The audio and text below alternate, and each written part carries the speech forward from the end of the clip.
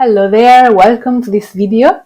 I'm very excited about this video because I'm going to share a technique that I love and that can really transform negative emotions and stress and fear into something positive. So it can basically throw you in a state of flow, and in a state of flow it's impossible to feel anxiety or fear or inner resistance, inner conflict, and so on. So this is not only an art technique that is fun to do for artists and for creative people, but is also a technique for everyone to find the same sense of peace and stillness inside of them. So let's see.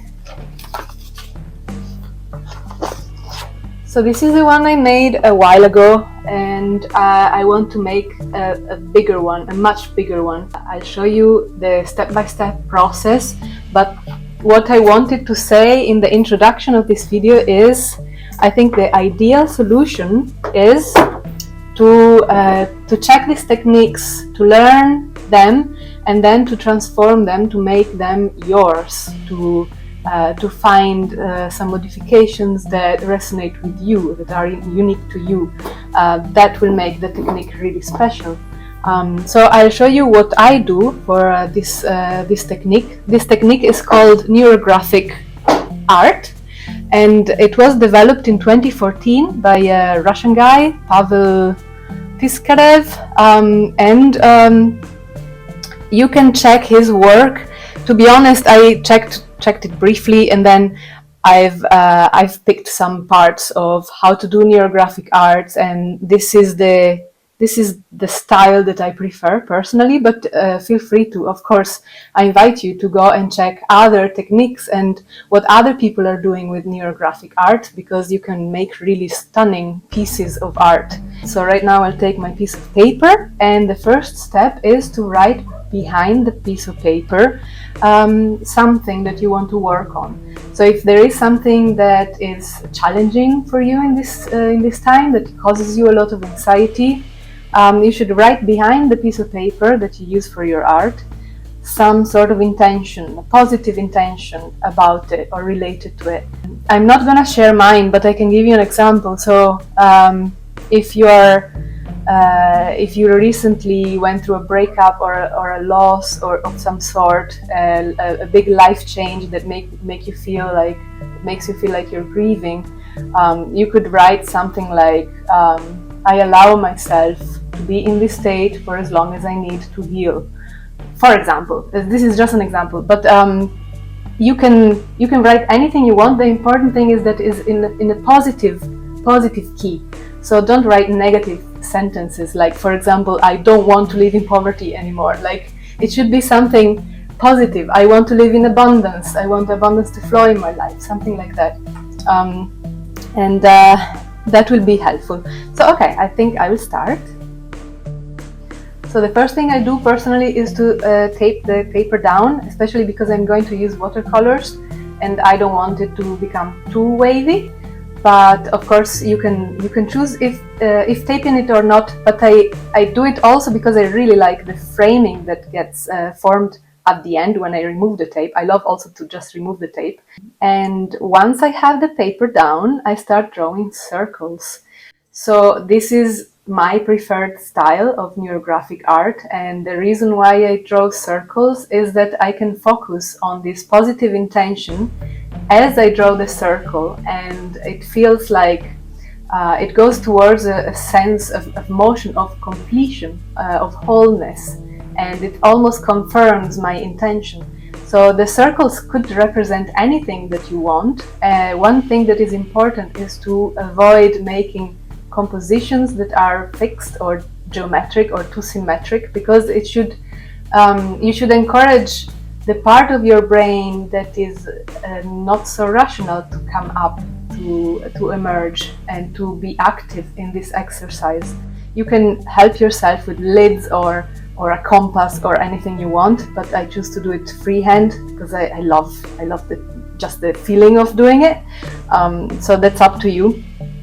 And then once I have the circles, the next step is I use a wet on wet watercolor technique, because I love this technique and I love to see how the puddles of color interact with each other and just freely move on the paper. It's just, for my brain, this is something really, really satisfying. So that's something I choose to do.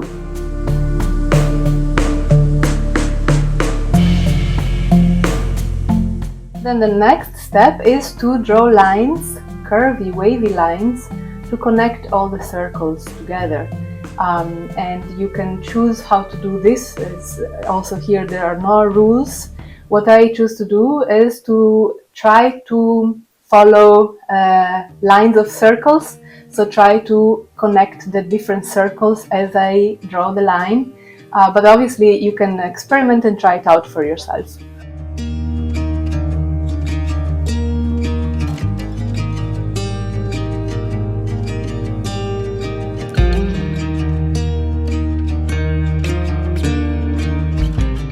And then once you have all these lines, this is the most satisfying part, I think, and it's also the key of neurographic art, is to round up all the intersections. And this is really fun, and that's really something that gets you in a flow state. So to round all the intersections, you can use anything.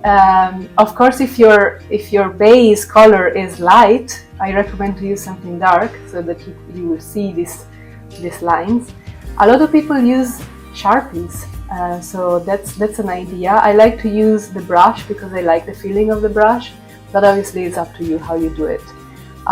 What is important is that there are no corners at the end. That's the point. This rounding of the intersections represent a resolution of any inner conflicts and blockages and fears you might have inside you. And I encourage you to try it because I find that this is really effective. The key element of neurographic art is that everything should be curvy. Everything should not have corners, not have angles. And that is because apparently, I just tell you how I found it online. Apparently, our human brain finds it very relaxing to see and to create round shapes. And the explanation would be, so I don't know, sometimes I'm a bit dubious about this, but I tell you anyway.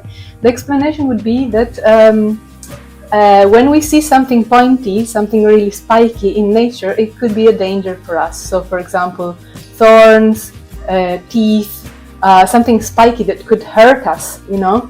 So this can cause our brain to go in an alert state and feel fear. Instead, if you see and create round shapes, flowy shapes, it does the opposite. It creates a harmonious feeling inside of you, a peaceful state. By putting your brain in a state of flow, you find this sense of inner peace, and this sense of inner peace can open a world for you, because if you live more and more in this flow state, which is in the present moment as you're being creative, you can basically attract in your life positivity and positive events.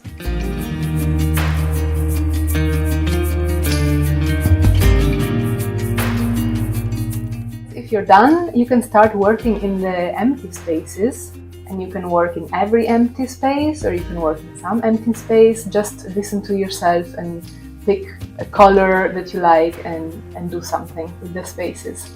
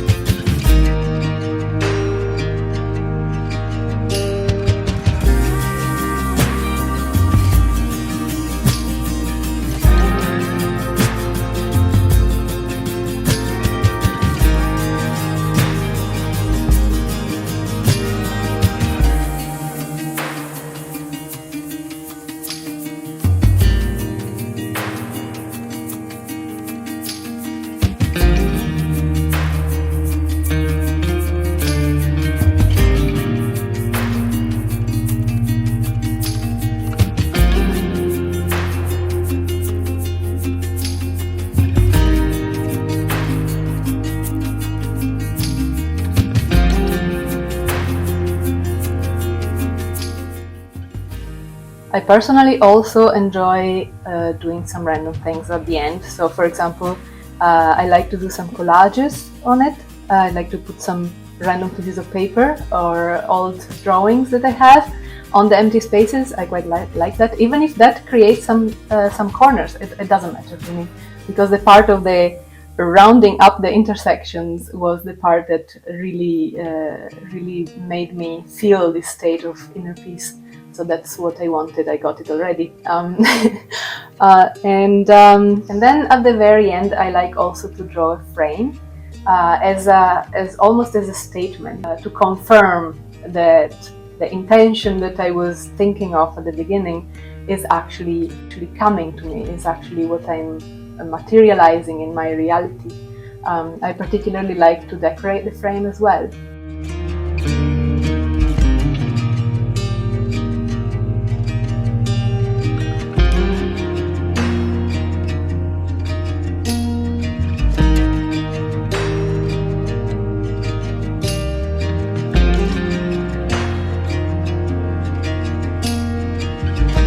Here we are, it's the morning after, and I'm calling it finished. I continued last night until late, and this is how it came out.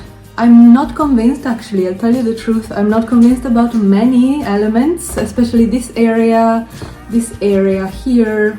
I'm not sure about the frame either, but I really enjoyed, I must say, just freely overdoing it until I was too tired and I went to sleep.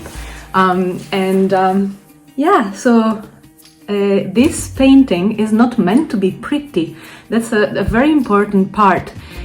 So when you do it, if you do it with, for example, with your students, if you're leading an art therapy group, or you could do it with the elderly, maybe as an activity, as an art therapy activity. You could do it with children. You can really customize it for your needs. You can use just pens to color the parts in. You can use splashes of colors. You can experiment with it. I think this is, it has just the baseline, which is to round up all the intersections. And from there you can do anything. And rounding up the intersection, you can try it. For me, it really throws me in a state of flow.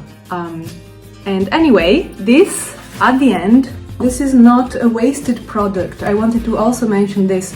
Sometimes, if you are an artist or a person that is stressed by the need of paying their bills, we feel guilty when we do things without the purpose of doing something with them at the end. So, obviously, you need to trick your brain to get over that, right? So I can, for example, already see that this painting might become a series of bookmarks that I will gift to people. And behind the bookmark I can write a little note or something for them, or a little poem, a little something, a little quote.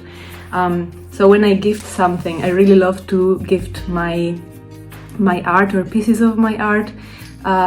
Or food, because I don't really like to buy into the consumeristic side of social life. And I think for me, when people gift me something that they buy because it's my birthday or Christmas, oftentimes it's obvious that it's just things that they bought because they didn't know what else to buy, and it's cheap stuff. It's made of plastic, it comes from China. It's probably made in sweatshops or with some sort of exploitation in the process of the land or of people or both. And so this is just an idea that I put out there. If you do these kind of things, then you can cut lines and then make little bookmarks or little notes to give to people, or make collage with them. That's also an idea. These little pieces, like this mouth here, this is actually not my art. This used to be a calendar, so I also keep all the art that I buy from other people, or sometimes I get it from friends. Like this calendar was gifted to me after the year kind of expired, and I'm using it a lot. I used it also to make a lamp, for example. Yeah, so what else to say? I think that's it. I have a request for you, actually. I wanted to know from you, so I'm experimenting with the editing of the video. You might have noticed that sometimes I put my speaking head here and then the art here, or vice versa. Sometimes I do a little frame up here. I would like your feedback. I would like to know if you like time lapses or you would prefer seeing a slow motion, a more slow or like more real time motion of the painting. I would like to know that, and I would also like to know if I should just remove my talking head when I edit, when I have an art frame. Yeah, that's it. And then if you have advice on where to find free music, I would love to hear, because I spend so much time always to find music, and I would love to support the artists, but I'm not paid for doing these videos, right? So yeah, I cannot support the artists that create music. Otherwise I would be happy to do it, but I need free music for these videos at the moment. So if you have advices on how to find it, please let me know. I would love to hear it. I need advice on that. And if you have techniques that you really enjoy, similar things, art therapy techniques, art therapy content that you would like to suggest, I also would love to see that. So please write in the comments and let's interact. Okay, so this was everything. I hope you enjoyed, and I wish you a very, very good day or night, whatever, whatever time it is there. See you, bye bye.